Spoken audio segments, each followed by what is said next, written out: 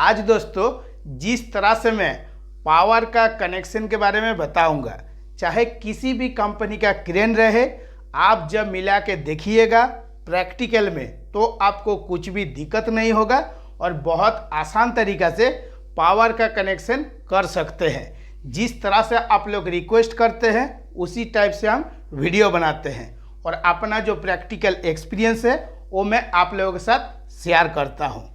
जब आप first time EOT crane में काम कीजिएगा तो उस टाइम देखिएगा कि जो आपका डीएसएल सप्लाई रहता है, डीएसएल का फुल फॉर्म होता है डाउन ऑफ लीड्स। इस जगह में आपको 4 गो बस बार देखने के लिए मिलेगा, आर, वाई और बी और एक न्यूट्रल। इस जगह में कोई क्रेन में आपका 4 कोर का केबल रहता है और कोई क्रेन में आपका 3 कोर का केबल रहता है। तो जो 3 कोर का केबल है आर, वाई और बी किस में आता है ना, एक एमसीसीबी में आता है। जो आपका पुराना क्रेन है इसमें आपका एसएफयू लगा हुआ रहता था, स्विच फ्यूज यूनिट, और अभी जो 2023 है इसमें आपको एमसीसीबी देखने के लिए मिलेगा। अभी ये जो एमसीसीबी है इसको हम लोग सिलेक्शन किस तरह से करते हैं ना, जिस हिसाब से क्रेन है उसी तरह से हम लोग सिलेक्शन करते हैं। आपको बहुत सा टाइप का क्रेन देखने के लिए मिलेगा, जैसे 5 टन हो गया, 10 टन हो गया, 20 टन हो गया, 50 टन हो गया, 100 टन हो गया। उसी तरह से कैलकुलेशन करके ही एक एमसीसीबी लगाया जाता है। एमसीसीबी में आपका 2 गो प्रोटेक्शन मिल जाता है, एक होता है आपका ओवरलोड, दूसरा होता है शॉर्ट सर्किट। तो जो आपका एमसीसीबी है, एमसीसीबी के पास से ही आपको एकदम परफेक्ट नॉलेज बनाना है। और जब आप डीएसएल में देखिएगा तो इस जगह में देखिएगा 3 गो करंट कलेक्टर लगा हुआ रहता है। प्रैक्टिकल में हम लोग उसको क्या बोलते हैं, पावर कलेक्टर बोलते हैं। और पावर कलेक्टर से ही आपको नॉलेज बनाना स्टार्ट करना है, क्योंकि जिस तरह से मैं स्टेप बाय स्टेप वीडियो बना के आप लोगों को समझाऊंगा, एक वीडियो को अच्छा से फॉलो कीजिएगा तो नॉलेज बनाना बिल्कुल भी कोई मुश्किल नहीं है। और मेरा यूट्यूब चैनल किसके ऊपर है कि जो कंपनी में या इंडस्ट्रियल में आप काम करते हैं, आपको किसी से भी कुछ भी पूछने की ज़रूरत नहीं है, स्टेप बाय स्टेप सिर्फ आपको वीडियो को फॉलो करना है। तो जो आपका एमसीसीबी है इस जगह में आपका 200 एम्पियर का भी हो सकता है, 100 एम्पियर का भी हो सकता है, 63 एम्पियर का भी हो सकता है। जब आप प्रैक्टिकल में मिला के देखिएगा तो आपका डाउट क्लियर हो जाएगा। एमसीसीबी का इनपुट में आर, वाई और बी आया। जब आपका एमसीसीबी बंद रहता है उस टाइम आपका एनो रहता है। ये जो सिंबल है ये आपका एनो का सिंबल है, और ये जो बीच वाला निशान है इसका मतलब है जब आप एमसीसीबी को ऑन करिएगा तो इसका तीनों पोल जो है एक साथ में कनेक्ट होगा। जब हम एमसीसीबी को ऑन करेंगे तो आर, वाई और बी, ये जो एनो पॉइंट है ये एनसी बनेगा, और एमसीसीबी का आउटपुट से आर, वाई और बी सप्लाई आएगा। जब आप प्रैक्टिकल में ये काम कीजिएगा तो इसके साथ साथ जो आपका इंडिकेशन का लैम्प है इसके ऊपर भी आपको बहुत बारीकी से ध्यान देना है। जब आप अच्छा से ध्यान दीजिएगा तो बहुत आसान तरीक़ा से कनेक्शन भी कर सकते हैं। तो इंडिकेशन लैम्प का कनेक्शन किस तरह से दिया हुआ रहता है ना, जैसे ही आप एमसीसीबी को ऑन करिएगा यहाँ पे आपका एनसी बनेगा, तुरंत आर फेज, वाई फेज और बी फेज, इसमें जो 3 गो इंडिकेशन लैम्प है ये आपका जल जाएगा। क्योंकि इंडिकेशन लैम्प में 2 टर्मिनल होता है, एक होता है आपका X1 और एक होता है आपका X2। तो ये जो फेज का कनेक्शन होता है इसमें आपका X1 रहता है। X1 में कोई भी इंडिकेशन लैम्प देखिएगा तो X1 में देखिएगा फेज का कनेक्शन करना पड़ता है। जो आपका X2 का टर्मिनल है, X2 में आपको कौन सा कनेक्शन करना है, तो क्रेन में जहाँ पे आपका 4 कोर का केबल लगा हुआ है यहाँ से और एक न्यूट्रल आएगा तो न्यूट्रल के साथ कनेक्शन करना है। जहाँ पे आपका 3 कोर का केबल आएगा ये जो इंडिकेशन लैंप का X2 का टर्मिनल है, सबको पैरेलल कनेक्शन करने के बाद आर्क के साथ कनेक्ट करना है, तभी क्या होगा, तीनों इंडिकेशन लैंप आपका जल जाएगा जैसे ही आप MCCB को ऑन कीजिएगा। और MCCB ऑन हुआ, इंडिकेशन लैंप जल गया। इसके बाद आपको कहाँ पे आ जाना है, जो आपका PP पैनल है, PP का मतलब होता है प्रोडक्टिव पैनल। प्रोडक्टिव पैनल में आके प्रैक्टिकल में मिला के आपको देखना है कि किस तरह से पावर का कनेक्शन किया जाता है।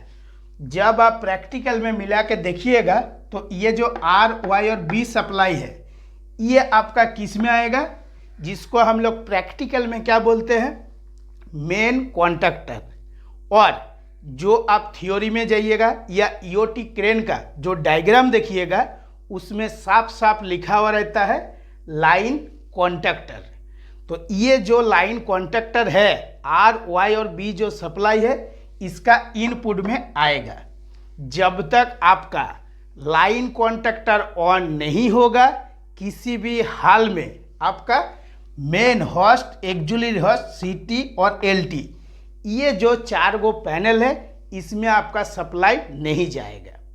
और जब आप प्रैक्टिकल में मिला के देखिएगा, वो किस तरह से देखना है वो भी मैं आप लोगों को बता रहा हूँ।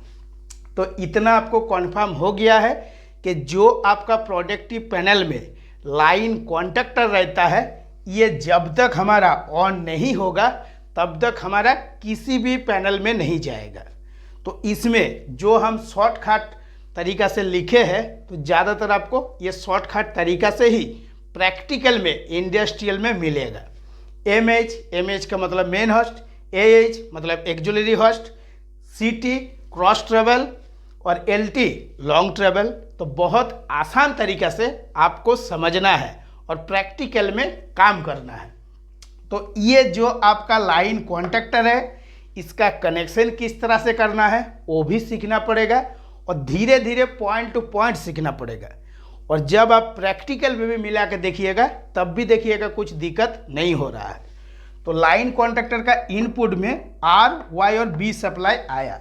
जब आपका लाइन कॉन्टैक्टर ऑन होगा तो R, Y और B मतलब ये जो कॉन्टैक्टर के अंदर में 3 गो कॉन्टैक्ट किट है, ये आपका क्या होगा, NC बनेगा।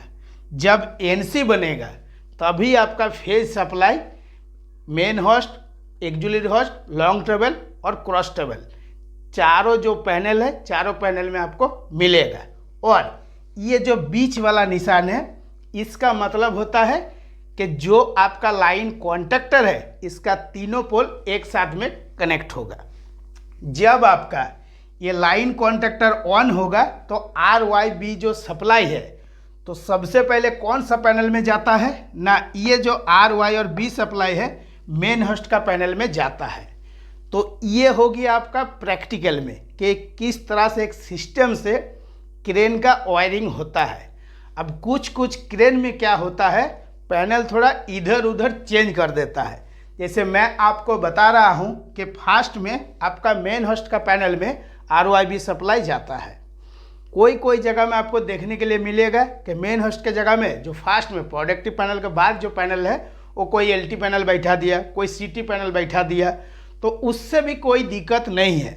अगर आपको परफेक्ट नॉलेज बनाना है तो आपको ऑटोमेटिक पता हो जाएगा कि ये जो लाइन कॉन्टैक्टर है, इसका आउटपुट से R, Y और B जो सप्लाई है, पहले हमारा मेन होस्ट का पैनल में आएगा, इसके बाद एक्जुलरी होस्ट का पैनल में आएगा, इसके बाद हमारा CT का पैनल में आएगा, उसके बाद LT का पैनल में आएगा। तो पैनल में आएगा किस तरह से आएगा, ये जो आपका प्रोडक्टिव पैनल का डायग्राम है, इसमें तो आपको पता चल गया कि चारों पैनल में जा रहा है। तो चारों पैनल में आखिर कहाँ पे जा रहा है, पैनल में जो आपका कनेक्टर लगा हुआ है, ठीक कनेक्टर में फिर इनपुट होगा और कनेक्टर से आउटपुट होने के बाद main host, auxiliary host, CT और LT, इसके लिए एक एक करके MCCB लगा हुआ रहेगा। तो MCCB का जो इनपुट है, इनपुट में जब आप पावर चेक कीजिएगा तो आपको RYB सप्लाई मिलेगा। जब आप प्रैक्टिकल में EOT क्रेन में काम कीजिएगा तो ज़्यादातर जो आपका सिलिवरिंग मोटर है, इसका जो रेजिस्टेंस वैल्यू है वो आपको मल्टीमीटर में चेक करना है, ओम्स वैल्यू। और चाहे आपका रोटर का हो या स्टेटर का हो, और जो आपका इंसुलेशन रेजिस्टेंस वैल्यू जिसको हम लोग आईआर वैल्यू बोलते हैं, इसको आपको मेगार से चेक करना है। कितना वोल्ट का मेगार से चेक करना है ना, 500 वोल्ट का मेगार से चेक करना है। इसके बाद प्रैक्टिकल में जो आपका फॉल्ट आता है, जब भी कोई फॉल्ट आए तो फॉल्ट के टाइम आपको एक ही काम करना है कि जो 415 वोल्ट का सीरीज लैम्प होता है, सीरीज लैम्प से ईओटी क्रेन में आपको काम करना है। फॉल्ट के टाइम अगर मल्टीमीटर से चेक कीजिएगा तो आपका कभी कभी धोखा हो जाता है। किस टाइप से धोखा होता है ना, ये जो डीएसएल सप्लाई है, यहाँ पे आपका करंट कलेक्टर लगा हुआ है या पावर कलेक्टर लगा हुआ है, कोई कारण से यहाँ पे आपका एगो केबल कट गया और आपने प्रोडक्टिव पैनल में मल्टीमीटर से चेक कर रहे हैं, तो देखिएगा क्या होता है। 415 वोल्ट मतलब आर में वाई में चेक कर रहे हैं तब भी आपका 415 वोल्ट बता रहा है, वाई और बी में चेक कर रहे हैं तब भी आपका 415 वोल्ट बता रहा है। और ये जो होता है ये टोटली आपका प्रैक्टिकल में होता है। और कभी कभी ये भी आपको देखने के लिए मिलेगा कि ये जो लाइन कॉन्टैक्टर ऑन हो रहा है, जैसे ही आप मेन होस्ट, एक्जुलरी होस्ट, सीटी और एलटी इसमें से कुछ भी आप चला रहे हैं तो जो आपका सिलेबरिंग मोटर है वो बहुत ज़्यादा आवाज़ कर रहा है। किस टाइप का आवाज़ कर रहा है ना, सिंगल फेज हो रहा है। तो इस जगह में जब आप मल्टीमीटर में चेक कर रहे हैं तब आप फॉल्ट को ठीक से पकड़ नहीं पा रहे, लेकिन जैसे ही आप बाल फोल्डर से चेक कीजिएगा तुरंत 1 मिनट के अंदर में इस फॉल्ट को ठीक कर सकते हैं। ऑटोमेटिक आपको पता चल जाएगा कि जो आपका डीएसएल से सप्लाई आ रहा है आरवाईबी, एक तो हमारा जो एमसीसीबी लगा हुआ है, ये एमसीसीबी का एगो पोल कोई कारण से खराब हो गया है। प्रैक्टिकल में ज़्यादातर आपको क्या देखने के लिए मिलेगा, जो आपका करंट कलेक्टर है यहाँ पे लक्सिंग करके केबल को टाइट कर दिया जाता है। तो कभी कभी क्या होता है कि लक्स गर्म होके इसका जो वायर है ये आपका कट जाता है, इसके वजह से आपका सिंगल फेज हो जाता है। और इसका आउटपुट में कभी कभी जो शॉर्ट सर्किट होता है, इसके वजह से ये जो आपका एमसीसीबी है इसका भी एगो पोल कभी कभी खराब हो जाता है। हर बार तो होगा नहीं, लेकिन किस टाइम होगा ये भी पता नहीं। और जब आप एमसीसीबी का आउटपुट में बाल फोल्डर से चेक कीजिएगा तभी आपको कॉन्फर्म हो जाएगा कि डीएसएल से जो हमारा सप्लाई आ रहा है ये ठीक आ रहा है। एमसीसीबी को जब हम ऑन कर रहे हैं तो इसका आउटपुट में हमको आर, वाई और बी तीनों जो फेज सप्लाई है ये नहीं मिल रहा है।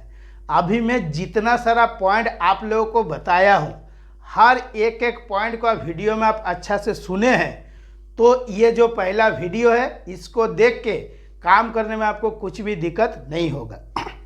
अगर आप पॉइंट टू पॉइंट वीडियो को नहीं देखे हैं तो हमेशा आपका डाउट बना हुआ रहेगा।